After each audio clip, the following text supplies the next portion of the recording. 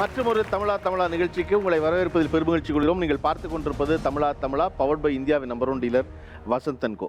இன்றைய தமிழாவில் நாம் பேசப்போகும் தலைப்பு வேலையின் பொருட்டு சென்னைக்கு வந்திருக்கும் பெண்கள், அவர்களின் பாதுகாப்பை நினைத்து ஊரிலிருந்து பதறும் அம்மாக்கள். அம்மாக்களுடைய முதல் பதட்டம், பொண்ணு வெளியே போயிட்டு ஃபோன் பண்ணி 3வது ரிங்குக்குள்ளே எடுக்கலைன்னா பல்வேறு யோசனை வந்துடும். என்னாச்சு, எங்கே போனா பொண்ணு, என்ன இருக்கான்னு தெரியலையே, ஏன் ஃபோன் எடுக்க மாட்டேங்கிறா, என்ன வேலை, யார் கூட இருக்கா, என்ன ஏது, இத்தனை குழப்பம் வந்துடும். அது சென்னையில் இருக்க அம்மாவுக்கே போய் பார்த்துக்கலாம் போது போய் பார்க்க முடியாமல் ஊரில் இருக்க அம்மா இருக்காங்கல்ல, அவங்க கூடுதல் பதட்டமாயிடுவாங்க. அப்படி நீங்கள் ஃபோனில் கூப்பிட்டு அந்த பொண்ணு எடுக்கலை அப்படின்னா நீங்கள் என்ன நினச்சிக்குவீங்க? ஃபோன் எடுக்கலைங்கன்னா ரொம்ப பயந்துருவேன். உடனே வார்டனுக்கு ஃபோன் போட்டு கேட்பேன். ஹாஸ்டலில் இருக்கிற வார்டனுக்கு ஃபோன் போட்டு, ஏங்க இன்னும் காணோம், பொண்ணு எடுக்கவே இல்லையே, என்ன பண்ணுறா, கொஞ்சம் பார்த்து சொல்லுங்கள். வேலை நேரம் இருந்தா வேலை இருந்தாங்கன்னா பக்கத்தில் யாராவது இப்போ ஃப்ரெண்டுங்க இருந்தாங்கன்னா அவங்ககிட்ட ஃபோன் போட்டு அவள் இருக்காளா என்ன அப்படி பாரு அப்படின்னு சொல்லிட்டு கேட்பேன். பொண்ணுடைய ஃப்ரெண்டு நம்பர் எத்தனை நம்பர் வச்சிருக்கீங்க? 2-3 நம்பர் வச்சுருக்கேன். 2-3 நம்பர் வச்சிருக்கீங்க. உங்களுக்கு தெரியுமா 2 நம்பர் வச்சிருக்காங்க அம்மான்னு? வச்சிருக்காங்க சார். எல்லாத்துக்கும் வேறு கால் பண்ணி வேறு கேட்டுருவாங்க அவங்க. ஹாஸ்டல்லையும் அதே மாதிரி தான். 2-3 ஃபோன் பண்ணலை, துணி துவச்சிட்டு இருக்கேன் அப்படின்னா ஒரு 1/2 hour பார்ப்பாங்கல்ல, ஆண்டி கால் பண்ணிடுவாங்க, ஹாஸ்டல் ஆண்டிக்கு. அந்த ஆண்டி ஒவ்வொருத்தருக்கும் கால் பண்ணி, என்னம்மா பண்ணிட்டு இருக்கோம், உங்கள் அம்மா கால் பண்ணுறாங்க, எடுமா அப்படின்னு சொல்லி கேட்பாங்க. ஆஃபீஸே இதே கொடுமை தான். ஆஃபீஸ் லேண்ட்லைன் நம்பர்லாம் கூட வச்சுருக்காங்க. இந்த மாதிரிலாம் கால் பண்ணி டிஸ்டர்ப் பண்ணுறது அப்பப்போ. வேற உங்கள் பொண்ணு சென்னையில் வேலை செய்கிற பொண்ணுக்கு ஃபோன் பண்ணி பொண்ணு ஃபோன் எடுக்கலன்னு என்ன நினைப்பீங்க? என்னோட பொண்ணு ஃபோன் எடுக்கிறதுனாக்கா எனக்கு ரொம்ப பதட்டமாக இருக்கும். அதுக்கப்புறம் வார்டனம்மாவுக்கு ஃபோன் பண்ணி கேட்டோன்னே அவங்க சொல்லிடுவா. அடுத்து வார்டனம்மா இல்லாமல் வேறு யாருக்கு ஃபோன் பண்ணுவீங்க? வேற வாட்ச்மேன் இருக்காங்க இங்கே, அவர் நம்பர் வச்சுருக்கீங்க? ஆமாம். வார்டன் நம்பர் வச்சுருந்தீங்கன்னா நியாயம். ஏதாவது அவசரம் என்ன ஏதுன்னு கேட்கணும், சாப்பாடு ஒழுங்காக போகிறீங்களான்னு கேட்கணும், கரெக்டு. வாட்ச்மேன் நம்பருக்கு வாங்கி வச்சுருந்தீங்க நீங்கள்? 2 அங்கே இருக்கிறவங்க ஒரு 3 பேர் நம்பர் வச்சுருக்கிறேன் நான். தொடர்பு எல்லைக்கு வெளியே நீங்கள் தொடர்பு கொள்ள முடியாமல் பொண்ணு அதிகபட்சமாக எவ்வளோ நேரம் இருந்திருக்காங்க நீங்கள் ஃபோன் பண்ணுறதுலேருந்து? ஒரு 4 மணி நேரம் 5 மணி நேரம். இங்கே மழை அதிகமாக இருந்து நுங்கம்பாக்கத்தில் மரம்லாம் விழுந்து வயர் ஃபுல்லாக கட் ஆயிடுச்சு. அந்த லேண்ட்லைன் நம்பரும் எடுக்க முடியல, எந்த நம்பருமே அந்த கரண்ட்டே ஃபுல்லாக இல்லாதனால, ஒரு நாள் ஃபுல்லாக இல்லாதனால செல்லு சார்ஜ் போட முடியாமல் சுவிட்ச் ஆஃப் ஆகி நாங்கள் யாரை கான்டெக்ட் பண்ணுறேன்னு தெரில. ஃப்ரெண்ட்ஸுக்கு கூப்பிட்டா அவங்க நம்பரும் சுவிட்ச் ஆஃப், வார்டன் நம்பர் சுவிட்ச் ஆஃப், அந்த அவங்க ஹாஸ்டல் லேண்ட்லைன் கூட எடுக்கலை. அந்த நேரத்தில் ரொம்ப சங்கடமாக இருந்துச்சு. ஏன்னா எங்கள் நாங்கள் வந்து தென் மாவட்டத்துலேருந்து வந்திருக்கோம், விருதுநகர்லேருந்து. அங்கே வந்து இந்த மாதிரி வெளியில் அனுப்புகிறதே ரொம்ப சிரமம். வெளியூரில் போய் படிக்க வைக்கிறது. நாங்கள் முதல்ல கொண்டு வந்து படிக்க சேர்க்க வர்ற அன்னைக்கே ஒரு சம்பவம் இங்கே சுவாதி ஓகே அன்னைக்கு தான் நாங்கள் வர்றோம். வந்த அன்னைக்கே எங்களுக்கு அந்த பதட்டம். சென்னைக்குள்ளே வர்ற அன்னைக்கே அன்னைக்கு நைட்டு கிளம்புறோம், காலையில் இந்த மாதிரி ஒரு சம்பவம் நுங்கம்பாக்கத்தில் லாயலா காலேஜ் தான் சேர்க்கறதுக்காக நாங்கள் வர்றோம். அந்த ஸ்டேஷனை தாண்டி தான் அவள் போகணும் வரணும் காலேஜுக்கு. அது பக்கத்தில் சூளைமேடு தான். அந்த பையன் வந்து சம்பவத்தில் சம்மந்தப்பட்ட பையன் வந்து சூளைமேடில் தங்கியிருந்ததாக தான் தகவல். சூளைமேடில் தான் அவளுக்கு ஹாஸ்டலும் பார்த்துருக்குறோம். இப்போ அந்த நேரத்தில் வந்து எங்களுக்கு என்ன பண்ணுறது, நம்ம கரெக்டாக அந்த இடத்துல போய். ஆனால் எப்பொழுதும் உங்களுக்குமே இன்னொரு பாயிண்ட் ஆஃப் வியூ வச்சு பார்த்தீங்கன்னா, தொடர்ச்சியாக இந்தியாவில் இந்த குற்றம் நடந்துக்கிட்டே இருக்குது. தண்டனை இருக்குது, எல்லாம் பதறாங்க, எல்லோரும் பேசுகிறாங்க. அது வந்து தெலுங்கானாவாகட்டும், நிர்பயாவாகட்டும், டெல்லி ஆகட்டும், எல்லா மாநிலங்களையும் பெருநகரங்களையும் நடந்துக்கிட்டே இருக்கு இல்லையா? நடந்துகிட்டே இருக்கும்பொழுது நம்ம ஒரு பொண்ணை தங்க வைக்க போகிறோம், அதுக்கு நேர சவத்துக்கு பின்னாடி இந்த சம்பவம் நடக்குது. அந்த பொண்ணு எங்கே தங்க போகுது, ஹாஸ்டலு, அந்த ஹாஸ்டல் இருக்க ஏரியாவில் தான் அந்த சம்மந்தப்பட்ட குற்றவாளி இருக்கிறாரு அப்படின்னு அவங்க நினைக்கும் பொழுது, அதுக்கப்புறம் அந்த ஃபோன் எடுக்கலை அப்படின்னா ஒரு தாயின் மனதில் என்னவாகும்? அது சொல்கிறதுக்கெல்லாம் வார்த்தையே கிடையாது. சென்னைக்கு வேலைக்கு போகணும் அல்லது படிக்க போகணும், பெரும்பாலும் எல்லோரும் வேலைக்கு வந்தவங்க தான். அப்படி வேலைக்கு போகணும்னு சொன்னோன்னு உங்கள் வீட்டில் உங்களுக்கு போட்ட கண்டிஷன்ஸ் என்னென்ன? ஃபர்ஸ்ட் டைம் நான் சென்னை வந்தப்போ அவங்க சொன்னதே வந்து, நீ கண்டிப்பாக ஹாஸ்டலில் மட்டும்தான் இருக்கணும். அங்கே போனதுக்கப்புறம் வந்து நான் ரூம் ஃப்ரெண்ட்ஸோடு சேர்ந்து ரூமில் இருக்கேன், அந்த வேலைலாம் ஆகவே ஆகாது, நீ ஹாஸ்டலில் மட்டும்தான் இருக்கணும். அந்த ஹாஸ்டலை தவிர வேறு எந்த ஹாஸ்டலுக்கு போகக்கூடாதுன்னு சொல்லிட்டு அதே ஹாஸ்டல் அதே ரூம் 3 இயர்ஸாக ரூம் எடுத்தாங்கன்னாங்கன்னா அவங்க சௌகரியத்துக்கு போவாங்க வருவாங்க, கேட்குற கால் இருக்காது. எந்த ஒரு தகவல்னாலும் நம்ம வார்டன்கிட்டையோ யாருக்கு கூப்பிட்டு என்ன ஏதுன்னு இப்போ ஒரு 4 நாள் சாப்பாடு சரியில்லைன்னா ஃபோன் பண்ணுவாள், நம்ம கூப்பிட்டு கேட்குற. இந்த மாதிரி எந்த நல்லதுக்கு கெட்டதுக்கு எதுக்காக இருந்தாலும் வார்டன் நம்ம நேரடியாக பேசலாம் செய்யலாம். வேற நீங்கள் சென்னைக்கு வேலைக்கு வர்றதாக சொன்ன உடனே உங்கள் வீட்டில் போட்ட கண்டிஷன்ஸ் என்னென்ன? நான் இங்கே படித்ததும் சென்னையில் தான் படித்தேன் 2 years. அப்போது காலேஜ் ஹாஸ்டலில் இருக்கும்போது வார்டன் கிட்ட வந்து சேர்த்தன்னைக்கு சொன்னது, நான் சொல்லாமல் அவளை வெளியே அனுப்பிச்சிடாதீங்கன்னு சொல்லுவாங்க. அதையும் மீறி ஃப்ரெண்ட்ஸ் கூட எங்கன்னா போகணுன்னு அம்மா கால் பண்ணுவேன். அங்கே எங்கள் காலேஜ் ஹாஸ்டலில் ஒரு ரூல்ஸு, பேரண்ட்ஸ் சொன்னால் மட்டும்தான் வெளியே அனுப்புவாங்க. எங்கள் அம்மாவுக்கு ஃபோன் பண்ணியம்மா அந்த மாதிரி வெளில போகணும் அப்படின்னு கேட்டால் ஃபஸ்ட் இது போகக்கூடாதுன்னு சொல்லுவாங்க. செகண்ட் டைம் கால் பண்ணால் கட் பண்ணிவிட்டு ஃபோனை வச்சுட்டு போயிடுவாங்க. திரும்பி எத்தனை தடவை கால் அடித்தாலும் எடுக்கவே மாட்டாங்க. எங்கேயும் போகக்கூடாது, அவங்க சொன்ன கண்டிஷன் கடைசி வரைக்கும் அதை அவங்க ஃபாலோ பண்ண வச்சுட்டாங்க. இல்லை சார், நான் அவளை வந்து கூடவே வச்சு வளர்த்துட்டேன், எங்கிட்டுமே விட்டதே கிடையாது. அதனால எனக்கு பக்கத்து கலைசிலே படிக்கணும், கல்சலிங்கத்திலே படிக்க போட்டிருந்தேன். இந்த பொண்ணு என்ன செஞ்சிச்சு, அதெல்லாம் முடியாது, நான் மெட்ராஸ் தான் போவேன்னு ஒரு வாரம் எனக்கு அவளுக்கு சண்டை. சாப்பிடவே இல்லை, நான் சாப்பிடல, அவளும் சாப்பிடல. 10 நாள் 2 பேரும் சண்டை போட்டோம். அப்புறம் அவங்க அப்பா என்ன செஞ்சிட்டாரு, விடுமா அவள் எப்படியாவது படிச்சுட்டு வரட்டும் அப்படின்னு சொல்லி சேர்த்தாச்சு. ஒரு நாள் என்ன செஞ்சான் தெரியுமா, போன்னு காலையிலேருந்து நைட்டு வரைக்கும் எடுக்கலைன்னா எவ்வளோ கஷ்டம் இருக்கும் சொல்லுங்க. படிக்கும் போதா வேலைக்கு போகும்போதா? படிக்கும் போது ஹாஸ்டலுக்கு யாருக்கு போட்டாலும் எடுக்கல, அழுது சோறெல்லாம் தூக்கி கீழே போட்டு. அப்புறம் அவங்க அப்பா வெளியூரில் இருக்கிறாரு, அவங்க அப்பாவுக்கு ஃபோன் பண்ணி அவர் ஏமா அழுகாத பொருள் வேறு யார்கிட்டயா கேட்போம். அவங்க அண்ணன் ஒரு பையன் ஐடியில் வேலை பார்க்குறான், அவனுக்கு தாம்பரத்துக்கு ஃபோன் போட்டு அவர் சாயந்தரம் வந்து ஹாஸ்டலில் விசாரித்ததுக்கு சாயா சொல்கிறான், அண்ணன் என் ஃபோன் வேலை செய்யலை அப்படின்னு சொன்னால் எப்படி இருக்காது? வேலை செய்யலாம், வேலை செய்யலாம் சொல்லும் புள்ள. அடுத்த ஆள்கிட்ட ஃபோன் வாங்கி எனக்கு பேசலாம்ல. டிஸ்பிளே போயிடுச்சு ஃபோனில், அதனால அவங்க தான் கால் பண்ணாங்களா இல்லையான்னு தெரியல. தெரியாது யார் பண்ணாங்கன்னே தெரியல. தெரியும், நான் அழுது, அது சின்ன கிராமம், எல்லாரும் வந்து கூடி எதுக்கு அழுகிற, என் மகன் காலையிலேருந்து ஃபோன் எடுக்கவே இல்லை. பிரின்ஸ்பால்கிட்ட போய் கேட்டு எனக்கு ஃபோன் பண்ண அப்படி தான் நான் சாப்பிட்டு தூங்கினேன். சரி, வேற என்ன கண்டிஷன்ஸ் போட்டாங்க அம்மாக்கு? இவங்க சொன்னது எல்லாமே 1.2 பாயிண்ட்ஸ். எங்கள் அம்மாவோட கண்டிஷன்ஸ் எல்லாம் கேட்டிங்கன்னா அடிஷ்னல் ஷீட் வாங்கலாம். ஃபஸ்ட்டு ஷேர் அவுட் ஏறுனா அந்த வடிவேல் வந்து 10th ஏறணும்னு சொல்லுவார்ல, நான் 10th ஆளாக ஏறணும். தனியாக ஆட்டோவில் போகக்கூடாது, ஓலா யூபர் யூஸ் பண்ணக்கூடாது, ஃபுட்டு ஆர்டர் பண்ணக்கூடாது, ஹாஸ்டலில் என்ன கொடுக்குறாங்களோ அதை இதை சாப்பிடணும். ஏம்மா ஒரு நாள் ஆர்டர் பண்ணுறேன், அவன்கிட்ட உன் நம்பர் போகும், அவன்கிட்ட நீ பேசுவ, அது வரவேன் நைட்டை ஃபுட்டு ஆர்டர் பண்ணுற, ஃபுட்டு மட்டுமா எடுத்துகிட்டு வருவான், மயக்க மருந்து கலந்து கொடுத்துட்டான்னா. அவங்களோட ஃபஸ்ட்டு பாயிண்ட்டே மயக்க மருந்து. நெக்ஸ்ட்டு காலைல எந்திரிக்கிறியா ஏஞ்சிட்டேன்னு பண்ணுவோம். இவங்களாம் 2 times 3 times சொல்கிறாங்க. என் காலில் ஃபுல்லுமே அம்மா அம்மா அம்மா அம்மா. என் ஃப்ரெண்ட்ஸுக்கு கேட்பாங்க, உங்கள் அப்பா கிட்ட பேசவே மாட்டியாடி, உங்கள் அப்பா கால் பண்ணி நான் பார்த்ததே இல்லை, அவர் கீ மட்டும்தாண்டி கொடுப்பாரு, இவங்க எல்லாம் பண்ணிடுவாங்க. ஓகே, வேற லிஸ்ட் வேற என்ன சொன்னாங்க கண்டிஷன்ஸ்ல? பஸ்ஸு 1000 பாஸ் எடுக்கக்கூடாது. 1000 பாஸ் மீன்ஸ் எங்கே வேணாலும் போய்க்கலாம். ஆமாம், இங்கேருந்து உன் ஆஃபீஸ்க்கு மட்டும் பாஸ் எடு. நீ 1000 பாஸ் வச்சுருந்தா அன்வான்டாக வெளியே போவ. சார் அதானே சார் உண்மை. நீ பயங்கரமாக இருக்கேம்மா சார். அவள் ஃபோன் எடுக்கலைனாலே ஹார்ட் அட்டாக் வர மாதிரி ஆயிருங்க சார். எனக்கு உண்மையாலுமே படக்குன்னு ஆயிருங்க சார். ஹாஸ்டல் விட்டு கிளம்பும் போதே கால் பண்ணுவா, கிளம்பிட்டேமாம்பா, வாக்கப் டிஸ்டன்ஸ் தான் ஆட்டோ ஏறுறதுக்கு, லைன்லேயே இருப்பா அப்படியுமே. நீ ஆட்டோ ஏற வரைக்கும் லைன்லேயே இருக்கணும், கட் பண்ணக்கூடாதுமே. ஆட்டோ ஏறினதையும் கட் பண்ணி, ஆட்டோ ஏறிட்டேமா நான் இறங்கிட்டு கால் பண்ணுவேன்பா, இறங்கிட்டு போய் லேண்ட்லைன்லேருந்து கூப்பிட்டா தான் நான் நம்புவேன். ஓ ஆமாம் சார், லேண்ட்லைன் ஒரு நாள் ஒர்க் ஆகலைனாலும் கூட இன்னொரு சிஸ்டர் இருப்பாங்கல்ல, அவங்க நம்பர்லேருந்து கால் பண்ணியிருக்கலாம்ல. நான் எப்படி நம்பர் அவங்களுக்கு ஃபுல்லாக நம்ம மேலே இருக்க நம்பிக்கையை விட இவங்க அங்கே போயிட்டாங்கன்னா மற்றவங்களால வர பாதிப்பு என்ன இருக்குமோ அப்படிங்கிறதுனால தான் உண்மை. அது பொண்ணின் மேல் நம்பிக்கை இல்லாமல் இல்லை, ஏதாவது ஒரு இடத்துல சின்ன பிறழ்வு நடந்துருச்சுன்னா அதுக்கப்புறம் நம்ம பிள்ளைக்கு அதை கையாள தெரியாது அப்படின்னு நினைக்கிறதா. பட் ஆனால் பிள்ளை கையாள தெரியும், நல்லாவே தெரியும். எப்படி சொல்கிறது சார், ஒரு சின்ன சின்ன விஷயம் கூட, இப்போ ரெகுலராக ஆட்டோ ஏறுவோம், அம்மா ஆப்வியஸாக லைன்லேயே தான் இருப்பாங்க. ரெகுலராக ஆட்டோ ஏறனால அந்த அண்ணாவை தெரியும், அண்ணா இன்னைக்கு கொஞ்சம் சீக்கிரம் எடுத்துருங்க, நல்லா லேட்டாக வந்துட்டேன்னா அவர்கிட்ட என்ன தேவையில்லாமல் பேசுகிறேன். அம்மா அவர் டெய்லியும் பார்க்குறவருமா, அவர்னால தான் நான் கொஞ்சம் சீக்கிரமாக போகிறேன், அவர்கிட்ட நம்ம சிரித்து பேசினால தப்ப இருந்தாலும் அவர் மயக்க மருந்து வச்சுருவார். ஆக்சுவலாக நீங்கள் இப்போ அந்த அண்ணா ஒரு சாரி சொல்லிடணும், அண்ணா அப்படி இல்லை, சும்மா எங்கள் அம்மா நினச்சிக்கிறாங்கன்னு. இன்னொன்று என்னென்ன சார், கம்பி இப்படி பிடிக்கக்கூடாது பஸ்ஸில் ஏறிட்டா. ஏன்னா பக்கத்தில் இது ரொம்ப காமெடியாக இருக்கும். என்னென்னா பக்கத்தில் இருக்கவங்க மை தடவிடுவாங்களாம் சார். நடக்குது இல்லைங்க சார் அது மாதிரி. எது மை தடவி தூக்கிட்டு போயிடுறாங்கல்ல. சொல்லுவேன், அம்மா நீ பயப்படாத, நீ என்னை தூக்கிட்டு போனாலும் 10 நிமிஷத்தில் உன் பிள்ளை என்னால் வச்சு பார்க்க முடியாது, அதே இடத்துல விட்டுட்டு போயிடுவான், அந்தளவுக்கு திறமை என்கிட்ட இருக்குது, நீ பயப்படாதம்மானா மை வச்சிருவாங்க. இப்போ கொலீக்ஸ் கேக் கட்டிங் போகவே கூடாது. அப்படியே போனாலும் ஃபீமேல்ஸ் மோஸ்ட் இருக்கணும், மேல்ஸ் கம்மியாக இருக்கணும். டாமினெண்ட்டாக இருக்கணும். ஏன்னா அப்போ தான் இல்லை கேக்கில் ஏதாவது மிக்ஸ் பண்ணிடுவாங்க, அவங்களோட தாட் ஃபுல்லுமே மிக்ஸ் பண்ணிடுவாங்க, தூக்கிட்டு போயிடுவாங்க. சார் அதுவே பஸ் புக் பண்ணாலும் அதை தாங்க சார் சொல்லுவேன், பக்கத்தில் லேடிஸ் இருக்காங்களா அந்த சீட்டை மட்டும்தான் நீ புக் பண்ணி வரணும், ஜென்ஸ் உட்கார சீட்டில் புக் பண்ணக்கூடாது, அந்த மாதிரி இதுவும் சொல்லியிருக்கேன் சார். ஏன்னா அதெல்லாம் சரிதான், இந்த 1000 ரூபா பாஸ் எடுக்கக்கூடாதுங்கிறது எனக்கு புரியவே மாட்டேங்குது சார். எங்கே வேணாலும் போய் சுற்றலாம் வாய்ப்பு இருக்கு இல்லைங்க சார், நம்ம நம்பி விடுறோம், இருந்தாலும் ஒரு சான்ஸ் அவங்களுக்கு கிடைக்கிறதுக்கு வாய்ப்பு இருக்குல்ல சார். நீங்கள் என்ன சொன்னாலும் அவங்க மாற மாட்டாங்க. நம்ம அதை மாற்றுறதுக்காகவும் இல்லை, அவங்க மாற மாட்டாங்க.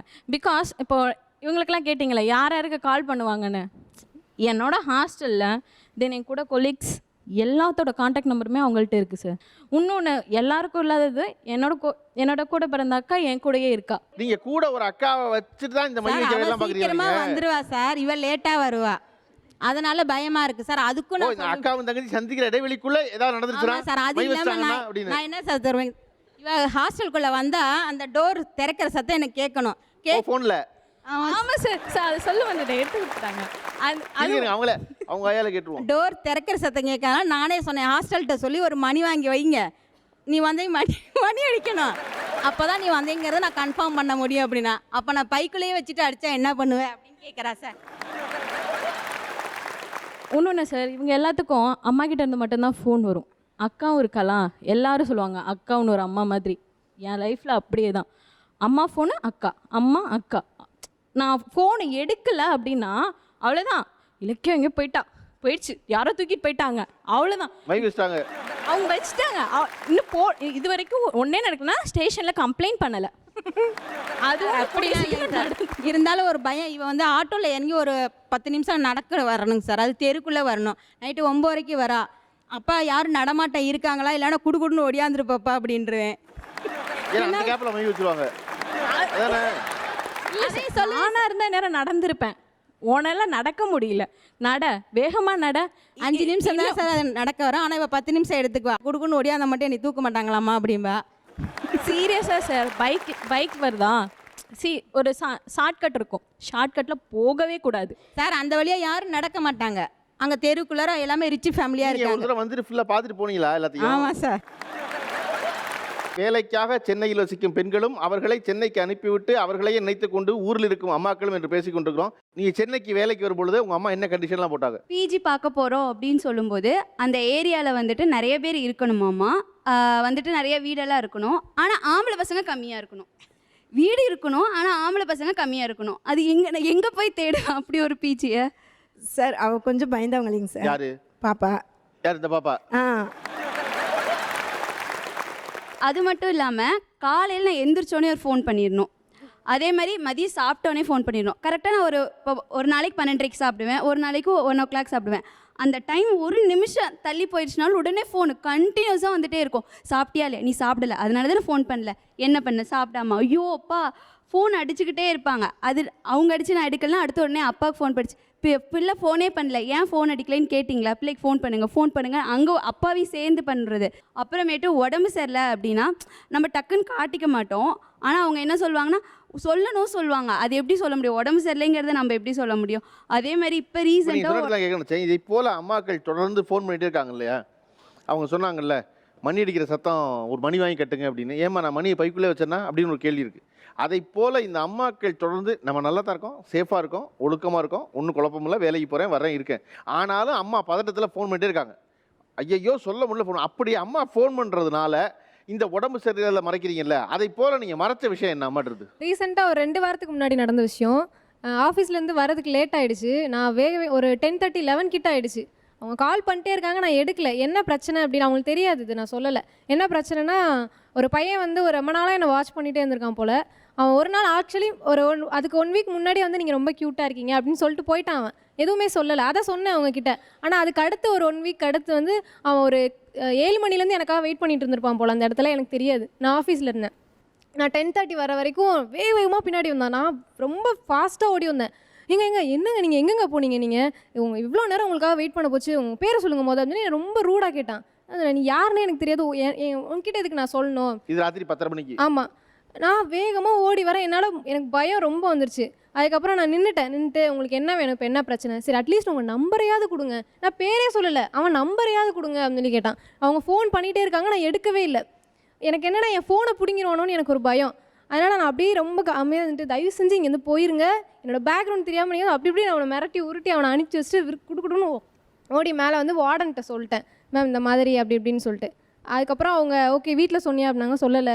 ஓகே அப்படி விட்டுரு, பார்த்துக்கலாம், இனிமேல் யாராவது வந்தால் என்னை ஃபோன் போடு எனக்கு அப்படின்னு சொல்லி சொன்னாங்க. அவங்களுக்கு தெரியாது, உங்களுக்கு தான் தெரியாது, தெரியும், சொல்லவே இல்லை. ஆனால் ஒரு பையன் இந்த மாதிரி பண்ணுறான், ஃபாலோ பண்ணுறாங்கிறத மட்டும் என்கிட்ட சொல்லுவாள். அதுக்கு நீங்கள் என்ன சொன்னீங்க? இந்த மாதிரி ஒரு பையன் வந்து இந்த மாதிரி இல்லை பேசினா நான் வந்து எப்போயுமே பிள்ளைகளுக்கு வந்து தைரியம் சிறு பிள்ளையிலேருந்தே தைரியம் கொடுத்தே வளர்த்துட்டேன். அதனால் எதுவாக இருந்தாலும் ஃபேஸ் பண்ணு என்ன அப்படின்னு சொல்லி கொடுத்துருக்குறேன். அதனால் அவள் எப்போயுமே ரெண்டும் பொண்ணு தான் எனக்கு. அதனால் பெண் குழந்தையில வந்து நம்ம வந்து தைரியம் கொடுத்து வளர்க்கணும் அப்படிங்கிறது எனக்கு ஒரு எய்மு. நான் ஆம்பளை பிள்ளையே வேண்டான்னு நினச்சி ரெண்டுமே பொம்பளை பிள்ளை வேணும்னு பார்த்துக்கிட்டேன். சூப்பர். ரெண்டாவது குழந்தை மாசமாக இருக்கும்போது எல்லாரும் ரெண்டாவது ஆம்பளை பிள்ளையாக இருந்தால் இதோட முடிச்சிடலாம் அப்படின்னு சொன்னாங்க. நான் ரெண்டாவது எனக்கு பிள்ளைய பிறந்து பொம்பளை பிள்ளைன்னு சொல்கிற வரைக்கும் எனக்கு பொம்பளை பிள்ளை தான் வேணும், எனக்கு ஆம்பளை பிள்ளை வேண்டான்னு நினச்சி சொல்லிகிட்டே இருந்தேன் கடைசி நிமிஷம் வரைக்கும். அதே மாதிரி ரெண்டாவது பொம்பளை பிள்ளைன்னு சொன்னப்போ தான் எனக்கு ரொம்ப சந்தோஷம். அந்த பொண்ணு நான் தான். ஆக்சுவலாக மொதல் நாள் அவன் வந்து பேசும்போதே தேங்க்ஸுங்க அப்படின்னு சொல்லிட்டு தான் நான் வந்தேன். அவனை உதாசீனப்படுத்தவோ நான் எதுவுமே சொல்ல. ஏன்னா நான் வந்து ஆண்களை வந்து மதிக்கிற ஒரு ஆள். எல்லாருமே வந்து தப்பான கண்ணோட்டத்தில் மட்டும் இல்லை, இன்னொரு ஸ்ட்ரேஞ்சரோட போய் தேவையில்லாமல் ரஃபா நடந்துக்க வேண்டாம் அப்படின்னு புது சேஃப்டியில் ஒன்று தோணும்ல. எதுக்கு தேவையில்லாமல் அப்படி சொல்லும்போது இந்த ஊரில் பெண்கள்லாம் அப்படி முகத்தை மூடிட்டு போகிறாங்க. அது ஒரு சேஃப்டியாக எனக்கு இப்போ தோணுது அவள் சொல்லும்போது. ஏன்னா அந்த பொண்ணோட ஃபேஸ் வந்து அவங்க கண்டுபிடிக்க முடியாது, இந்த பொண்ணு தான் அப்படின்னு சொல்லி. சார் ஆனால் அப்படி ஐடென்டி பண்ணுறாங்க அப்படின்றது இந்த விஷயத்தில் இவங்க சொன்ன பிறகு நான் யோசிக்கிறேன். அவன் வந்து என்னோடய ஸ்லிப்பரை நோட் பண்ணியிருக்கிறான். நான் அன்றைக்கி செகண்ட் டைம் வரும்போது நான் என்னோடய ஸ்கார்ஃப் கட்டிட்டு தான் நான் வந்தேன். என்னோடய ஸ்லிப்பர் வந்து நான் ரெகுலராக போடுற ஸ்லிப்பரை வந்து அவன் நோட் பண்ணிவிட்டு நான் வேகமாக ஓடி வரும்போது கூட என் பின்னாடியே வந்தான். எனக்கு ஆனால் அவனை தெரியும். யார் இது பின்னாடியோ? நான் பின்னாடி திரும்பி பார்க்குறேன். ஏங்க நில்லுங்க, யார் நீங்கள்? ஏங்க ஸ்கார்ஃப் கட்டினா உங்களுக்கு தெரியாத, எனக்கு உங்கள் ஸ்லிப்பர் எனக்கு நல்லாவே தெரியுங்க. அதே தான் மண்டையில் இருக்க கொண்டையே மறந்துட்டீங்கன்ற மாதிரி. ஸ்லிப்பர் நல்லா தெரியும், ஸ்கார்ஃப் வருங்க, உங்கள் நம்பர் சொல்லுங்க, மொதல் உங்கள் பேர் சொல்லுங்கள். படப்படன்னு பேச ஆரம்பிச்சிட்டான். அப்புறம் தான் நின்று பொறுமையாக உங்களை யாருன்னே எனக்கு தெரியாது, உங்ககிட்ட பேசணும்னு அவசியம் இல்லை, தேவையில்லாமல் என் பேக்ரவுண்ட் தெரியாமல் விளையாடாதீங்கன்னு சொல்லிட்டு நான் அந்த இடத்துலேருந்து ஓகே. இந்த மாதிரி அம்மா பதட்டப்படுவாங்கங்கிறதுக்காக அம்மா கிட்ட மறத்த விஷயம் என்ன? ஆக்சுவலாக இது வந்து ஒரு 1 இயரே ஆயிருக்கும். பட் ஸ்டில் வந்து நான் அம்மா கிட்ட சொன்னதில்லை, இப்போ தான் நான் சொல்கிறேன். எங்களோட பிஜி வந்து ரொம்ப சேஃபான ஏரியா. ஆக்சுவலாக ஸ்டில் ரொம்ப சேஃபான ஏரியா தான். அப்படி இருக்க ஏரியாலே என்னென்னா, எங்களோட பிஜி கேட்டுக்கு வெளியவே நான் வந்து சும்மா லைக் நைட் டைமில் வந்து ஃபோன் பேசிகிட்டே நடந்துகிட்ருப்பேன். எப்பயுமே ஈவினிங் அந்த நைட் டைமில் இப்போ பேசிகிட்டு இருக்கும்போது நாங்கள் அப்போ தான் கடைக்கு போயிட்டு 2 பேர் வந்துட்டு இருந்தோம். நான் இந்த சைட் கார்னரில் வந்தேன். ஸோ இந்த சைடு இன்னொருத்தவங்க வந்துட்டு இருந்தாங்க. வந்துட்டு இருக்கோம், ஒருத்தன் வேகமாக வண்டியில் வரதை பார்த்துட்டு நாங்கள் மூவ் ஆகுறோம். ஆனால் பேக் சைடில் பயங்கரமாக அடிச்சுட்டு போயிட்டான். முதுகில் பின்னாடி கீழே அடிச்சுட்டு வேகமாக போகிறான். நான் அந்த இருந்த கோவத்தில் செம்மையாக கத்திட்டேன். பயங்கரமாக அவனுக்கு கேட்குற அளவுக்கு நான் கத்திட்டேன். ஆனால் என்னால் பிடிக்க முடியல, எதுவுமே பண்ண முடியல. ஏன்னா பக்கத்தில் யாருமே கிடையாது. அதுக்கப்புறம் ஒரு 1 வீக் கழிச்சு பேசும்போது பார்க்க என்ன மாதிரியே எங்கள் ஹாஸ்டலில் இன்னும் 2 பொண்ணுங்களுக்கு நடந்துட்டு இருந்துச்சு. அதுக்கப்புறம் தான் கேமரா வச்சாங்க, எல்லாம் பண்ணாங்க. ஐ மீன் அந்த ரோட் ஃபுல்லாகவே கேமரா வச்சாங்க. பட் ஸ்டில் இப்போ வரைக்கும் அம்மாவுக்கு தெரியாது, இப்போ தான் தெரியும் இந்த இஷ்யூ நடந்தது. ஏன் இது நீங்கள் அம்மாட்ட ஏன் சொல்லக்கூடாதுன்னு நினச்சிங்க? ஆக்சுவலாக வந்து அவங்க நான் இங்கே இருக்கிறதே ஆல்ரெடி பயந்து தான் இருக்காங்க. அப்பப்போ இன்னும் இதில் சொன்னால் இன்னும் அவங்க ரொம்ப ஃபீல் பண்ணுவாங்க. அவங்களுக்கு பிடிக்காம தான் நான் வந்து இங்கே இருக்கேன் ஃபேமிலி சுச்சுவேஷனுக்காக. ஸோ வந்து இன்னும் அவங்க ரொம்ப ஃபீல் பண்ணுவாங்க. அம்மாக்களுக்கு பிடிக்காம தான் நீங்கள் எல்லாரும் இருக்கீங்க. அம்மாக்களுக்கு ஒரே விருப்பம்னா பந்து பேசாமல் மடியில் உட்காந்துரு. இதை போல உள்ள விஷயங்களை தினசரி வேலை நிமித்தமாக இருக்க பெண்கள் கடந்து போய்கிட்டே தான் இருக்காங்க. அதற்கான சேஃப்டி மெஷராக என்ன செய்கிறீங்க? ஃபர்ஸ்ட் பார்த்தீங்கன்னா ஒரே பிளேஸில் இறங்க மாட்டேன். ஒரே பிளேஸில் இறங்கினோன்னா யாராவது நோட்டீஸ் பண்ணால் கூட நமக்கு தெரியாது. ஸோ நான் ஹாஸ்டல் ரீச் பண்ணணுன்னா ஒரு 3 ரூட்டில் போகலாம். ஆனால் மிட் பாயிண்ட் அதுதான். ஸோ நான் ஒரு 2 டேஸ் வந்து ஒரு ரூட்டில் இறங்குவேன். இன்னொரு ரூட்டில் இன்னொரு டே, அது 1 வே. இன்னொரு ரூட்டில் இன்னொரு ஸ்ட்ரீட்டில் போகிற மாதிரி இறங்குவேன். ஸோ அப்போ வந்து நம்மளை யாரும் நோட்டீஸ் பண்ணுறதுக்கு வாய்ப்பு இருக்காது. அதனால ஒரே மாதிரி ஆள் ஃபாலோ பண்ணுறது இருக்காது. கரெக்ட். பயங்கரமாக இருக்க மாட்டேங்குது. செகண்ட் திங் பார்த்தீங்கன்னா ஏர்லி மார்னிங் போவேன். 5 o'clock. நான் ஏர்லி மார்னிங் போனேனாவே டேடி தூங்க மாட்டாங்க. கால் பண்ணி கேப் வந்துருச்சா, என்ன பண்ணுற? எனக்கு எப்படி இருக்குன்னா, நம்மளால் அவங்க ரொம்ப தூக்கம் டிஸ்டர்ப் ஆகுது அப்படின்னு சொல்லிட்டு சம்டைம்ஸ் நான் வந்து சும்மாவே சொல்லுவேன் 6 o'clock தான் கேப் வரும்னு. அப்போ கொஞ்சம் ஓகே, ஏர்லி அட்லீஸ்ட் சன்ரைஸ் கிளம்பி போயிடுவேன். அவங்க தூங்கணுன்றதுக்காக முதல் நாள் நைட்டே சொல்லிடுவேன், டாடி நாளைக்கு 6 o'clock அப்படின்னு சொல்லி. ஸோ அந்த ஏர்லி மார்னிங் போகும்போது இந்த பால் போடுறவங்க, நியூஸ் பேப்பர் போடுறவங்க எல்லாம் வருவாங்க. ஸோ எப்படி இருக்கும்னா, அவங்க மட்டும் ஃபுல் கவர்டாக வருவாங்க. நான் மட்டும் தனியாக நடந்து போவேன். லைட் மட்டும் நான் அடிச்சுப்பேன். ரொம்ப தூரத்தில் பார்த்து அவங்க மட்டும் வராங்க அப்படின்னாவே நோட்டீஸ் பண்ணிப்பேன். நான் ஃபுல்லாக கவர் பண்ண மாட்டேன். அட்லீஸ்ட் நம்மளை யாரும் ஸ்நாச் பண்ணாமல் அந்த மாதிரி இருக்கிறதுக்காக. தேர்ட் திங் என்ன, ரிட்டன் நம்ம வரோம்ல, ரிட்டன் வரும்போது ஒரு 11:30 அந்த மாதிரி ரூம்க்கு ரீச் ஆகும்போது நான் போகிற ஸ்ட்ரீட்குள்ளே போய் அங்கே வர வரைக்குமே கேப் நிற்பாங்க. பட் உள்ளார யாராச்சும் ப்ரீவியஸாக போயிருக்கலாம்ல, அதை நோட்டீஸ் பண்ணுறதுக்காக அந்த செக்யூரிட்டியை நான் வெயிட் பண்ண சொல்லுவேன். ஒரு நிமிஷம் வெயிட் பண்ணுங்கள், ஸோ நான் மேலே போயிட்டு உங்களுக்கு சொன்னதுக்கப்புறம் கிளம்புங்கன்னா டெய்லியும் ஒரு அந்த செய்வார். ஸோ இது வந்து எல்லாருமே ஃபாலோ பண்ணால் கொஞ்சம் நல்லாயிருக்கும். ஓகே, வேற ஆக்சுவலாக வந்து செப்பலை வச்சு கண்டுபிடிச்ச மேட்டர்லேருந்து வந்து நான் என்னோட டெய்லி நான் பண்ணுற ட்ரெஸ்ஸிங்லேருந்து நான் போடுற இயரிங்லேருந்து நான் டெய்லி மாற்றிக்கிட்டே இருக்க ஒரு பெரிய பொழப்பாக போயிடுச்சு சார். அதாவது தலையை ஸ்கார்ஃப் கட்டினா கூட ஸ்கார்ஃப் கலரை கூட நான் மாற்றிட்டே இருக்கேன். புதுசாக 2 ஸ்கார்ஃப் நேற்று தான் போய் வாங்கி வச்சிருக்கேன், கண்டுபிடிச்சிடுறாங்க என்னத்தை கட்டினாலும் சொல்லி. ஒரு வாரத்துக்கு ஒரு ஸ்கார்ஃப் அப்படின்னு சொல்லி யூஸ் பண்ணிட்டு இருந்தேன். இப்போ டெய்லி ரொட்டீனாக மாற்றிட்டு இருக்கேன். என்னோட ஜாப் பார்த்தீங்கன்னா கஸ்டமர் பிளேஸ் அதிகமாக போகணும். இப்போ வரைக்கும் வீட்டில் தெரியாது, இப்போ தான் சொல்கிறேன். நான் பேங்க்கில் தான் இருக்கேன்னு அவங்க நினச்சிட்டு இருக்காங்க. இது வேறையா? 2 days பிஃபோர் திருவள்ளூர் வரைக்கும் போயிட்டு வந்தேன், தெரியாது. நான் ஹாஸ்டலில் இருக்கிற மாதிரி தான் அவங்க கிட்ட காட்டிக்கிட்டேன். ஆட்டோ இல்லை ஏதாவது கேப் புக் பண்ணனா ஃபோன் எடுத்து காதில் வச்சுருவேன். ஃபோன் எடுத்துகிட்டு யாருமே இருக்க மாட்டாங்க, அப்பாவோ அண்ணனோ யார்ட்டையோ பேசுகிற மாதிரி கேப்லேருந்து இறங்குற வரைக்கும் ஆட்டோலேருந்து எங்கே போகிற வரைக்கும் அவங்க கூட அங்கே இருக்கிற மாதிரி பேசிகிட்டு இருப்பேன். என் அம்மா மொத்த கவனிச்சியெல்லாம் தெரில. ஸோ அப்படி என்கிட்ட ஒரு வேலையை சொல்லிவிட்டு வேறொரு வேலையை பார்த்துக்கிட்டு இருக்கேன் அப்படிங்கிற ரியாக்ஷன் தான் அவங்க பார்க்குறாங்க திருப்பி. இல்லை, அது எப்பயுமே எது நடந்தாலும் எங்கே போகிறேன் எங்கே வரேன்னு என்கிட்ட சொல்லிட்டு தான் போவோம். அதனால் இன்ன வரைக்கும் அது சொல்கிறது போகிற இடம்னா என்கிட்ட சொல்லிட்டு போகுது செய்து தான் நினச்சிட்டு இருந்தேன். இப்போ தான் சேர்த்து சில விஷயங்களை மறைச்சிருக்குது அப்படின்ட்டு. என்ன எல்லா பிள்ளையும் மறைக்கும். அது எதுக்காக எதுக்காகன்னா அதை தெரியப்படுத்தினா அம்மா ரொம்ப பதறுவாங்க. இது ஓகே பரவாயில்ல, பாதுகாப்பாக தான் இருக்கும், இதெல்லாம் சொல்லி ஊரில் இருக்க அம்மாவை பதட்டப்படுத்த வேண்டாம்னு நினச்சி தான் மறைக்கிறது. இல்லை, நான் சின்ன சின்ன விஷயத்துக்கு பயப்படுவேன். டிவியில் ஏதாவது சமயத்தில் பெண்கள் பிரச்சனை போட்டால் உடனே நான் ஃபோன் அடிப்பேன், ஜாக்கிரதையாயிரு, யார்கிட்டையும் அதிகமாக பேசாத, வேலை பார்க்குற இடத்துல இருந்தாலும் நீ வேண்டும் வேலை வேண்டும் அதிகமாக பேச்சு வச்சுக்காத அப்படின்னு ஒவ்வொருதும் சொல்லுவேன். ஓகே, இப்போ நீங்கள் சொல்கிறீங்கல்ல இதெல்லாம் பார்த்தா நான் ரொம்ப பயப்படுவேன்னு. பொதுவாக தொலைக்காட்சிகளில் டெலிவிஷனில் செய்தித்தாளில் இந்த மாதிரி அல்லது யாரோ ஒருத்தர் பேச கேட்டு எந்த மாதிரி செய்தி கேட்டால் உங்களுக்கு உடனே பொண்ணுங்க வந்து பதட்டமாகும்? ஒரு படம் ஒன்று பார்த்தாங்க சார். அதில் வந்து கேமராலாம் ஃபிக்ஸ் பண்ணுறாங்க இல்லைங்களா, ஸ்க்ரூவில் சின்ன சின்ன இடத்துலலாம். அதெல்லாம் பார்க்கும்போதெல்லாம் எனக்கு பயமாக இருக்கும். பாப்பாட்ட அடிக்கடி சொல்லிகிட்டே இருப்பேன், பாத்ரூம் போனாக்கா இல்லை ஹாஸ்டல் ரூமில் வந்து ஃபேன் சரி பண்ணாங்கம்மா இல்லை க்ளீன் பண்ணாங்க அப்படின்னு சொன்னாக்கா உடனே செக் பண்ணு அப்படின்னு சொல்லு. இன்னைக்கு இடத்துல அந்நியர்கள் யாராவது வந்துட்டு போனாங்கன்னா சொல்லுவேன். ஓகே, வேற எந்த மாதிரி செய்தி பார்த்தா படிச்சா கேட்டா உங்களுக்கு மகளை நினைச்சு பதட்டமாகும்? எங்கள் விருதுநகர் மாவட்டத்திலே சிவகாசியில் ஒரு 8 வயசு குழந்தை, அதை வந்து எனக்கு காலையில் எனக்கு தெரியும், அந்த நியூஸ் தெரியாது. ஈவினிங் என் பொண்ணு பெரியவ ஸ்கூல் டீச்சராக ஒர்க் பண்ணுறா, போயிட்டு வந்து வாட்ஸ்அப்பில் பார்த்துட்டு என்கிட்ட சொன்னதுக்கப்புறம் தான் எனக்கு தெரியும். அதுக்கப்புறம் நான் சிவகாசியில் ஒருத்தவங்களுக்கு கால் பண்ணி இந்த மாதிரி ஒரு சம்பவம் நடந்திருக்காமே அப்படின்னு சொல்லி கேட்டோன்னே எனக்கு அதாவது இன்றைக்கி சமூகம் எப்படி இருக்குதுன்னு நம்மளால் யோசிக்க முடியாத அளவுக்கு ஒரு பதட்டமான நிலையாக நடந்துகிட்ருக்கு. அடுத்தடுத்து டெய்லி அதாவது 5 மாத குழந்தையிலேருந்து 60 வயசு 70 வயசு வயசானவங்க வரைக்கும் அது என்ன, அதாவது குடி தான் அதுக்கு காரணமா இல்லை எதை இது காரணம்னு நம்ம நினைக்க முடியல.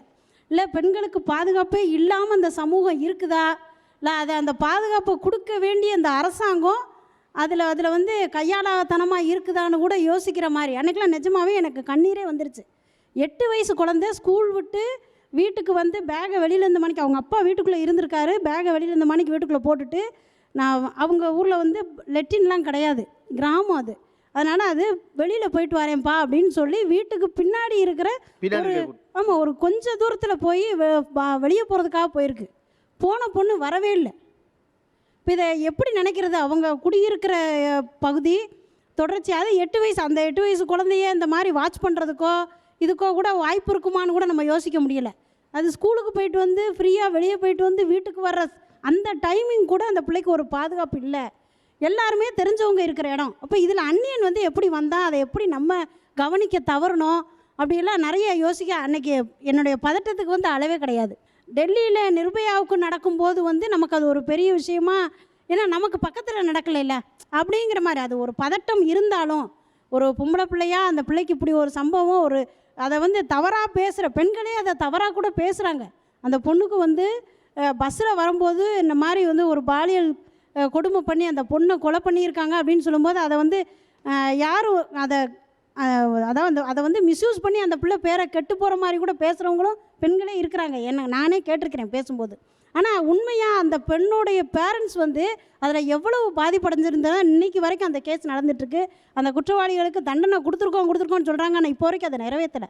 நான் நம்ம வீட்டுக்கிட்டேயே இப்படி ஒரு சம்பவம் நடந்திருக்கு அப்படின்னு சொன்னால், அப்போ நம்ம பிள்ளைய நம்ம வந்து சென்னையில் வச்சுருக்குறோம், அங்கேருந்து அந்த பொண்ணு படிச்சுட்ருக்கு, அது எந்த அளவுக்கு அந்த பொண்ணு சேஃப்டியாக, நாடு பூரா புள்ள இருக்கு, எல்லாமே நம்ம பொண்ணுங்க தான் சார், நம்ம பெத்தாதான் பிள்ளைங்க இல்லை சார்.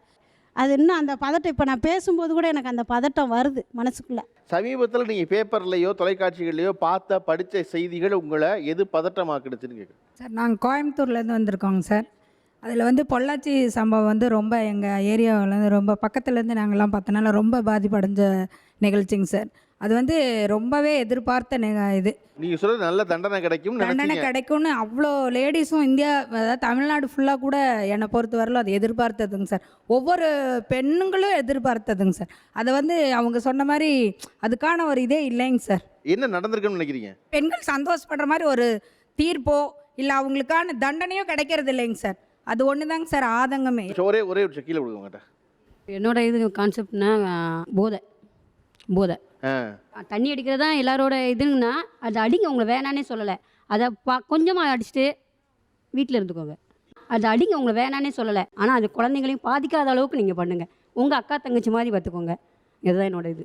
போதையினால தான் முக்கால்வாசி. வேலைக்காக சென்னைக்கு பெண்ணை அனுப்பிவிட்டு வெளியூரில் இருக்கும் அம்மாக்கள் ஒருபுறமும் சென்னையில் வேலை செய்யும் பெண்கள் மறுபுறமும் இருக்காங்க. நம்முடைய இணைந்து கொள்ள சிறப்பு விருந்தினர்கள் வந்திருக்கிறார்கள். முதலாம் அவர் எழுத்தாளர் குட்டி ரேவதி அவர்கள்,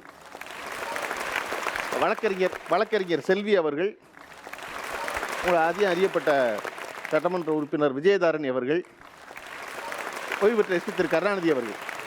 இப்போ நான் சிறப்பு விருந்தினரோடு போய் கலந்துரையாடுவதற்கு முன் சென்னைக்கு ஒரு சிலரை தவிர படிக்க வந்திருக்கீங்க, மற்ற எல்லோரும் வேலைக்காக சென்னைக்கு வந்தவங்க தான். சென்னைன்னு நினச்ச உடனே உங்களுக்கு பதட்டம் தரும் அல்லது அச்சமூட்டும் அல்லது உங்களால் இன்னமும் கலந்து கொள்ள முடியாத ஜீரணிக்க முடியாத விஷயம்னா சென்னையை பற்றி என்ன சொல்லுவீங்க?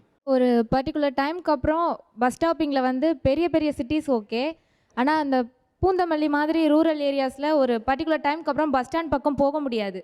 மோஸ்ட்லி வேலை பார்க்குறவங்க எல்லாம் டயர்டாகி படுத்திருப்பாங்க. அது போக ரொம்ப பேட் ஹேபிட்ஸ் இருக்கவங்களும் குடிச்சிட்டு நிறைய பேர் சொல்லிருக்கேன், குடிச்சிட்டு படுத்து கிடக்கிறவனால பிரச்சனைன்னு குடிச்சிட்டு படுத்திருப்பாங்க. அந்த டைமில் நம்ம அங்கே போகும்போது நம்மளே பார்த்து போன்ற தைரியத்தில் போனாலும் அவங்க ஒரு மாதிரி தப்பாக பார்க்குறாங்க. அந்த ஒரு பார்வைக்கு பயந்துட்டே அந்த பக்கம் போகிறத ரொம்ப அவாய்ட் பண்ணுற மாதிரி இருக்குது.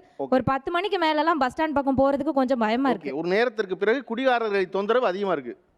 ஓகே, சென்னைக்கு வந்த உங்களுக்கு சென்னை எந்த வகையில் அச்சமூட்டுகிறது?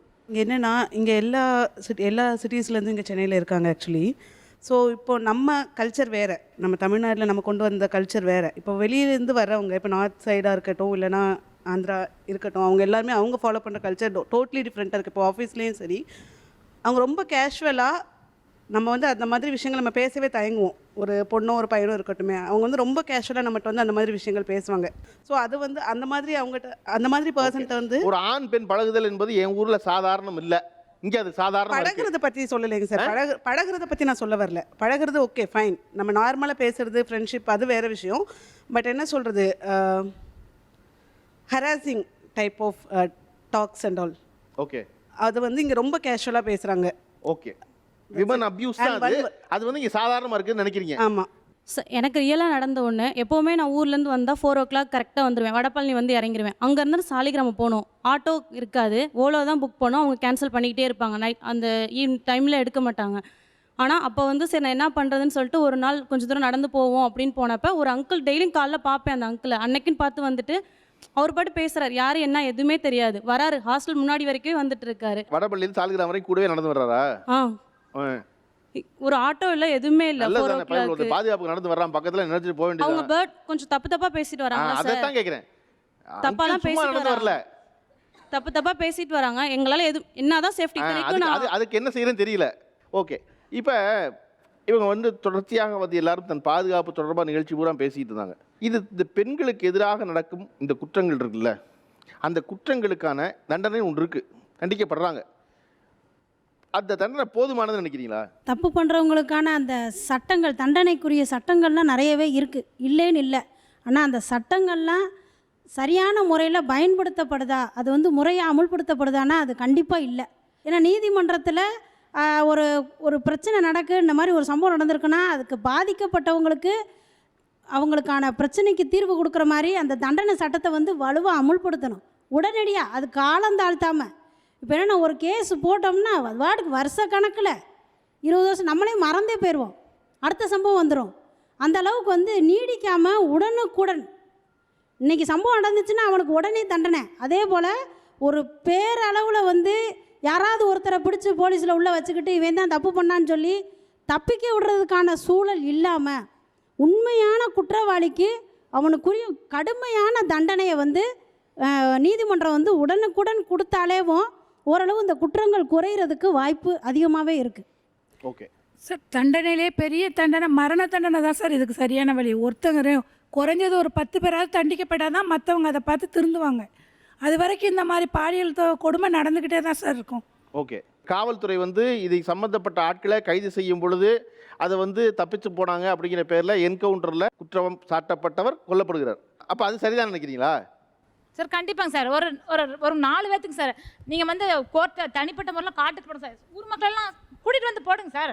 இப்போ ஃபாரின்ல சார், அரபு நாட்டில் என்ன சார் அவுட்டில் கொண்டே நீங்கள் சொல்லுங்கன்னா போலீஸ் பட்டு ஏன் போய் என்கவுண்டரில் போட்டு ஊர் மக்கள் 4 பேரை கூப்பிட்டு போய் இல்லைங்க கொள்ளுங்களா? சார், எல்லாத்தையும் கூட்டு கொண்டு அவனுக்கு தண்டனை நிறைவேற்றுங்க. அப்போ எல்லாத்துக்கும் பார்க்குறவங்க எல்லாத்துக்கும் பயம் வரும் இல்லைங்க சார்? ஓ இல்லை, முன்னிலையில் முன்னிலையில் பொது வெளியில் நிறைவேற்றுங்க தண்டனை. பொது முறையில் கொடுங்க சார். கொடுத்தீங்கன்னா எல்லாத்துக்கும் பயம் வரும். அடுத்து தப்பு செய்யறோம்னு நினைக்கிறவனுக்கு கூட மனசுக்குள்ள நம்ம தப்பு செய்யக்கூடாது ஒரு அவேர்னஸ் வருங்க சார். அந்த மாதிரி கொடுங்க, அவங்ககிட்ட கொடுங்க, இது கருத்து இருக்காங்க சார். முதல்ல தமிழ்நாட்டில் குற்றவாளிக்கு முகத்தை மூடுறது முதல்ல இது ரிலீஸ் பண்ணணுங்க சார். யாராக இருந்தால் என்னங்க சார், குற்றவாளினா அவன் குற்றவாளி தான். எம்பியாக இருந்தாலும் சரி, எம்எல்ஏவாக இருந்தாலும், யாராக இருந்தாலும், சாதாரண மக்களாக இருந்தாலும் சரிங்க சார். முதல்ல வந்து இவன் தான் குற்றவாளின்னு முதல்ல மக்களுக்கு அடையாளம் காட்டணுங்க சார். எதுக்காக மூடணும்? அவன் தப்பு பண்ணினதுனால தானே கூட்டிகிட்டு போகிறாங்க. அதுக்கு எதுக்கு ஒரு அவங்கள வந்து அவங்க இல்லைன்னு சொல்லிட்டு எதுக்காக அதை பண்ணணும்? ஃபஸ்ட்டு வந்து தெரிய வைக்கணுங்க சார். சார், இன்றைக்கி வந்து 2012 வந்து நிர்பயா கேஸ் நடந்துகிட்டு இருக்குது. பட் இன்னைய வரைக்குமே அது நடந்துட்டு தான் இருக்குது. நம்ம எல்லாருக்கும் தெரியும் அதில் எவ்வளோ பேர் இன்வால்வ் ஆகியிருக்காங்க. இன்னும் தூக்கு தண்டனை கொடுக்க வேண்டியவங்க 4 பேர். பட் அதில் இருந்து ஒருத்தனுக்காக மட்டும் இன்னும் ரீஎவாலுவேஷன் போயிட்டே இருக்குது. அப்படி என்ன அவன் பெரிய ஆளா? ஓகே, வேலைக்காக சென்னையில் வசிக்கும் பெண்களும் அவர்களை சென்னைக்கு அனுப்பிவிட்டு அவர்களையே நினைத்து கொண்டு ஊரில் இருக்கும் அம்மாக்களும் என்று பேசி கொண்டிருக்கிறோம். இப்போ நான் வழக்கறிஞர் செல்விட்ட வந்தெல்லாம் நினைக்கிறேன். இவங்க எல்லாரும் சொல்லிகிட்டே இருக்காங்க இல்லையா, நீதிமன்றங்கள் வந்து விரைவாக அதை வழங்கணும் அப்படின்னு. இன்னொன்று போலீஸோட என்கவுண்டருங்கிறதே அவங்க ஆதரிக்க தான் செய்கிறாங்க. காரணம் குற்றம் செஞ்சவங்க வந்து சாகணுங்கிறது தான்.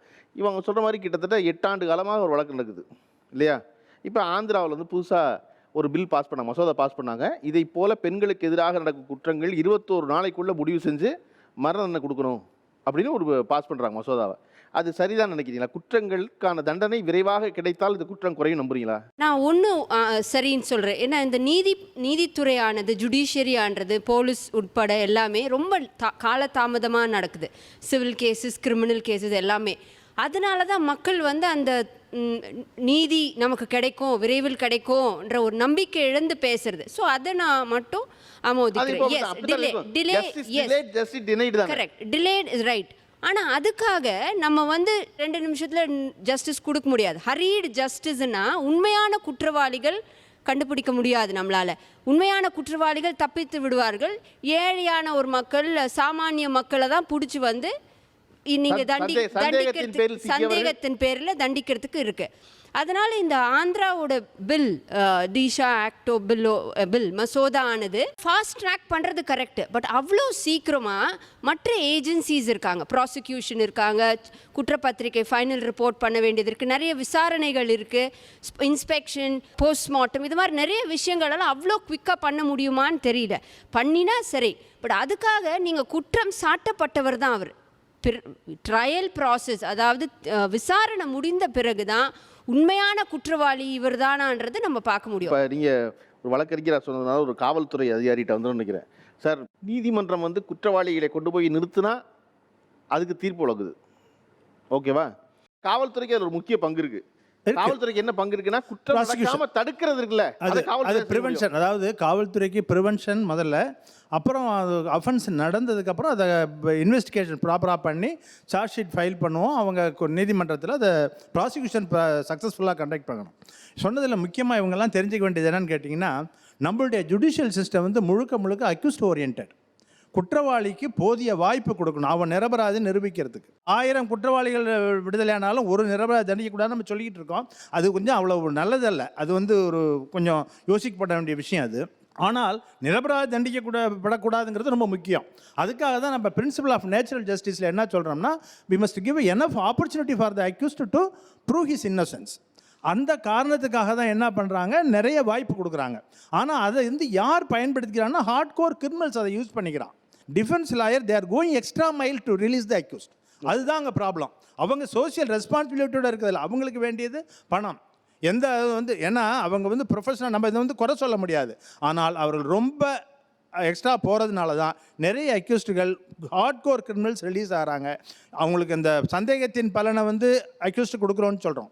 இந்த benefit of doubt goes to the accused. அதனால் டிஃபென்ஸ் லாயருக்கு ஒன்றும் கஷ்டமே கிடையாது. லேசாக கொஞ்சம் சந்தேகத்தை கிளப்பி விட்டான்னா போதும், அக்யூஸ்ட் ரிலீஸ் ஆகிடுவான். ஆனால் வெளியில் பார்க்குறவங்களுக்கு என்ன தெரியும்னு கேட்டிங்கன்னா, இந்த போலீஸ் சரியாக இந்த கேஸை இன்வெஸ்டிகேட் பண்ணலைன்னு. இந்த மாதிரி ஒரு டிஃபிகல்ட்டிஸு காவல்துறைக்கு இருக்குது. ஓகே விஜயதரணி, அவங்க அந்த அம்மா பேசும்போது ஒரு வார்த்தை சொன்னாங்க. என்னென்னா, இவ்வளவு நடக்குது குற்றங்கள், இவ்வளவு குற்றங்கள் நடக்கும் பொழுது இந்த அரசாங்கம் இதை அரசாங்கம்னா அவங்க ஆளுங்கட்சின்னு சொல்லலை, பொதுவாக அதிகாரத்தை சொல்கிறாங்க. இது அறிந்து இருக்காங்களா, அறியாமல் இருக்காங்களா, இது இவ்வளோ சிக்கலாக இருக்குங்கிறது புரியுதா அவங்களுக்குன்னு ஆதங்கத்தில் வெளிப்படுத்துகிறாங்க. நீதித்துறையும் சட்டத்துறையும் ஒரு கருத்து சொல்கிறாங்க. நீங்கள் சட்டம் படிச்சிருந்தா கூட சட்டம் இயற்ற மன்றத்தில் உறுப்பினர் இருந்தவர். அப்போ இப்படி ஒரு எண்ணம் வந்து மக்களுக்கு வருவது இருக்குல்ல, இந்த எண்ணம் ஏன் மக்கள்கிட்ட ஏற்படுத்திட்டு நினைக்கிறீங்க? அதாவது இதில் குறிப்பாக பார்த்திங்கன்னா, தேவையான சட்டங்கள், பெண்கள் பாதுகாப்பாக இருக்கட்டும், பெண்களுக்கு எதிரான தூண்டிவிடப்படும் வன்முறையாக இருக்கட்டும், தடுப்பதற்கான சட்டங்கள், அதற்குண்டான ஆய்வுகள், சட்டங்களை தாண்டி அதற்குண்டான நிதிகள். இப்போ நிர்பயா நிதிங்கிறது அதுக்கு தான் எங்கள் ஆட்சியில் கொண்டு வந்தது. நிறைய சிசிடிவி கேமராஸ் அமைக்கிறது மட்டும் கிடையாது, அதன் மூலமாக இன்றைக்கி சிசிடிவி கேமராஸ் தான் பல்வேறு குற்றங்களை காண்பிச்சு கொடுத்துட்ருக்கு நிறைய இடங்களில். நல்ல ஒரு டூலாக அது இருக்குது, நிரூபிக்கப்பட்டிருக்கு. அதே மாதிரி இன்றைக்கி அதை தடுப்பதற்கான போலீஸ்க்கு உண்டான மாடர்னைசேஷன் ஆஃப் போலீஸ், அதில் ஒரு தனி ஒரு உளவியல் ரீதியான ஒரு ட்ரைனிங், அது எல்லாமே போலீஸ்க்கும் பண்ணணுங்கிறது என்னுடைய பார்வை. அதை நான் தொடர்ந்து சட்டமன்றத்தில் பேசிட்டு வரேன். இப்போ வந்து இதற்கு போதைய சட்டம், நிதி எல்லாமே ஆட்சியாளர்களால் வழங்கப்பட்ட இடத்துல இருக்குது. ஒன்றும் தரலைங்கிறது சொல்ல முடியாது, சட்டங்கள் இல்லைங்கிறதும் சொல்ல முடியாது. சட்டங்களை இன்னும் வலிமைப்படுத்தணுமா கேட்டால் இன்னும் கொஞ்சம் வலிமைப்படுத்தலாம். ஆனால் அதே நேரம் பார்த்திங்கன்னா, நீதி பரிபாலனம் செய்யக்கூடிய இடத்துல ஏற்படுற கடுமையான அந்த டிலே, குறிப்பாக பெண்கள் வழக்கில் பார்த்திங்கன்னா, ஒரு பெண் தன்னோட 18வது வயதில் பாதிக்கப்பட்டிருந்தாள்னா அவளோட 40வது வயதில் கூட நீதி கிடைக்கிறது இல்லை. இதுதான் உண்மை. இந்த உண்மையை எங்கே போய் நம்ம அழுவுறது? அதுதான் அதுதான் அதுதான் நதியெல்லாம் கடலை பார்த்து ஆறுதல் இல்லை, அந்த கடலே வத்தி போச்சுறாங்க. உங்கள்கிட்ட சொல்லணும், நீங்களே எங்கே போய் சொல்கிறேன் கேட்டால் உண்மையாகவே அதை நான் உணர்வோடு பேசுகிறேன். அதான் கேட்குறேன், யார்கிட்ட போய் சொல்கிறது? இப்போ நானே எங்கே போய் கேட்குறதுன்னு கேட்குற லெவலில் இந்த சிஸ்டம் இருக்குது. இன்றைக்கி அந்த அக்யூஸ்டுக்கு உத்தரப்பிரதேஷில் பெயில் கொடுத்ததுனால என்ன ஆச்சு? பாலியல் வன்கொடுமைக்கு கற்பழிப்புக்கு உள்ளாக்கப்பட்ட பெண் எரித்து கொல்லப்பட்டா. அந்த பெயிலே கொடுக்கலன்னா அவன் உள்ளேயாவது இருந்திருப்பான், இந்த பிள்ளை தப்பிச்சிருக்கோம். இதுதான் உண்மை. ஒரு சட்டமன்ற உறுப்பினரும் நான் யார்கிட்ட போய் சொல்கிறதுன்னு தெரியலை அப்படின்னு அழுகிறது தெரியலன்னு சொல்கிறதா நிலையாக இருக்கும் பொழுது, நம்ம இந்த சமூகம் குறித்து சிந்திக்கிற பதட்டப்படுகிற இலக்கியவாதிகளும் எழுத்தாளர்களும் தான் கடைசி இடம். இப்போ குற்றவாளி நீங்கள் தொடர்ந்து 3 பேர் பேசுகிறத கேட்டீங்க இல்லையா? நீங்கள் தொடர்ச்சியாக பெண்களுக்கு எதிரான இந்த மாதிரி வன்முறைகள், பாலியல் குற்றங்களுக்கு தொடர்பாக ஒரு கருத்து சொல்லிட்டு இருக்கீங்க. ஆனால் இத்தனை தண்டனைக்கு பிறகு என்கவுண்டர் வரை நடக்குது. தண்டனைக்கு இல்லாமல் இல்லை, அது முறையான வழியில் தண்டனையா முறையற்ற வழியில் தண்டனையா அப்படின்னு தெரியல. ஆனால் அதுக்கான விஷயம் நடந்துக்கிட்டு தான் இருக்குது. அதை பற்றி பேசப்படுது. பேசப்பட்டாலும் அந்த குற்றம் அதிகரிச்சுக்கிட்டே இருக்குது. குறையணும்ல, குறையவே இல்லை. இந்த நிலை ஏன் இப்படி பெருகிக்கிட்டே இருக்குன்னு நினைக்கிறீங்க நீங்கள்? பிரச்சனை எங்கே இருக்குன்னா நம்மள்ட்ட தான் இருக்குது அப்படின்னு நினைக்கிறேன் நான். இந்த துறை சரி செய்யும், அந்த துறை சரி செய்யும்னு நம்ம ரொம்ப காலமாக எதிர்நோக்கிட்டு இருக்கோம். ஆனால் பிரச்சனையினுடைய மூல காரணமே பெண்கள் தான் நான் நினைக்கிறேன். எப்படி? அதாவது பிரச்சனை எங்கேருந்து ஆரம்பிக்குது? முதல்லனா குடும்பத்தில் இருந்து ஆரம்பிக்குது. குடும்பம் தான் ஒரு பெரிய யூனிட் இந்த மாதிரியான வன்முறைகள் தொடங்குவதற்கு. சமூகம் வந்து ஒரு ஆண் எப்படி சமூகத்தில் நடந்து கொள்ளணும், பெண் எப்படி நடந்து கொள்ளணும் அப்படிங்கிறத வந்து குடும்பத்திற்குள்ளே, வீட்டுக்குள்ளே நிறைய வரையறைகளை உருவாக்கி அனுப்புகிறாங்க. அம்மா ஒரு ஆணை எப்படி நடத்துகிறான்னு பெண்கள் பார்க்குறாங்க, அதே வீட்டில் அந்த பையனும் வந்து பார்க்குறாங்க. ஸோ ஒரு வீட்டில் ஒரு முன்மாதிரியான இடமா வந்து வீடு இருக்குது. அப்பா அம்மாட்ட எப்படி நடந்து கொள்கிறார், அம்மா அப்பாட்ட எப்படி நடந்து கொள்கிறார். அது அடிப்படையில் என்னென்னா, ஒரு ஆண் பெண்ணிடம் எப்படி நடந்து கொள்கிறார், ஒரு பெண் எப்படி ஆணிடம் நடந்து கொள்கிறாருங்கிறதுக்கான ஒரு இடம் அங்கேருந்தே தொடங்கிடுது.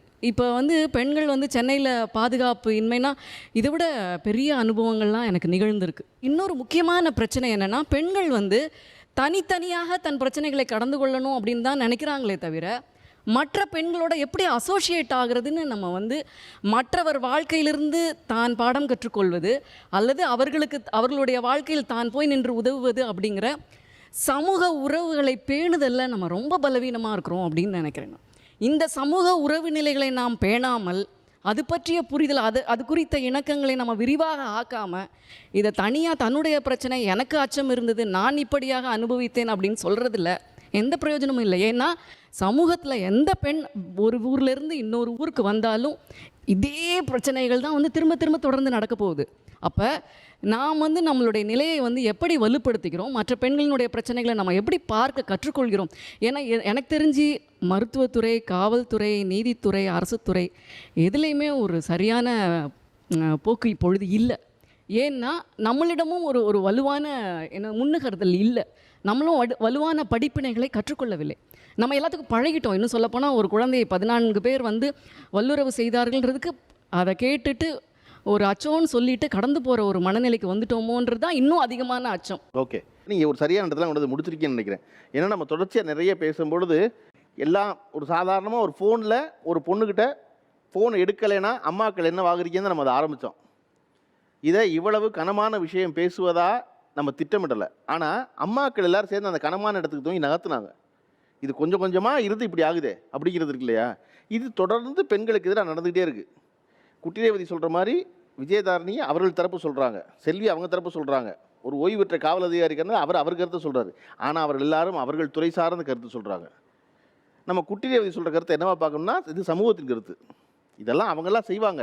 ஆனால் அதெல்லாம் கடைசியில் பிரச்சனை ஆனதுக்கப்புறம் அந்த பிரச்சனை எங்கே அது ஆரம்பிக்குது அந்த இடம் ரொம்ப முக்கியம்ல. உங்களுக்கு எல்லாரும் பெருசாக பாராட்டணும். என்னென்னா இவ்வளவு சிக்கல் இருக்குது, இவ்வளவு பிரச்சனை இருக்குது, சமூகம் இவ்வளவு மோசமாக இருக்கிறதுங்க போது ஆனால் என் புள்ள ஆளாகிறது ரொம்ப முக்கியம், படிக்கிறது ரொம்ப முக்கியம், வேலைக்கு போகிறது ரொம்ப முக்கியம், அவள் பாதுகாப்பை பார்த்துக்குவான்னு நினச்சி சென்னைன்னு இல்லை தன்னை விட்டு விலகி போய் ஒரு இடத்துல வாழ்வதற்கு இந்த பிள்ளைகள் 20 வயசு பிள்ளை அனுமதிக்கிறீங்களா, அதுக்காகவே உங்களெல்லாம் முதல்ல பெருசாக பாராட்டணும். அது ரொம்ப முக்கியம்ல.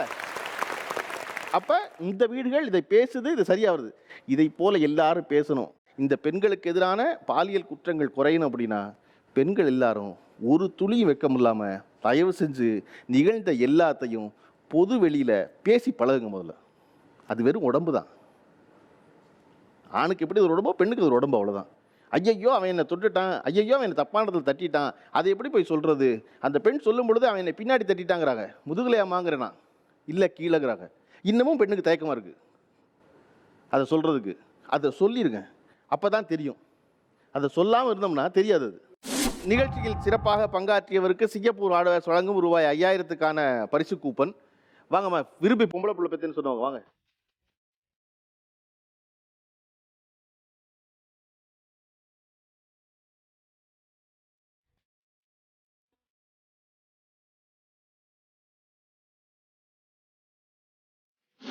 நிகழ்ச்சியில் கலந்து கொண்ட அனைவருக்கும் நன்றி. மீண்டும் மற்றொரு தலைப்பில் சந்திப்போம், சிந்திப்போம். நீங்கள் பார்த்து கொண்டது தமிழா பவர்ட் பை இந்தியாவின் நம்பர் 1 டீலர் வசந்த் அண்ட் கோ. மீண்டும் மறுவாரம் மற்றொரு தலைப்பில் சந்திப்போம், சிந்திப்போம். நன்றி, வணக்கம்.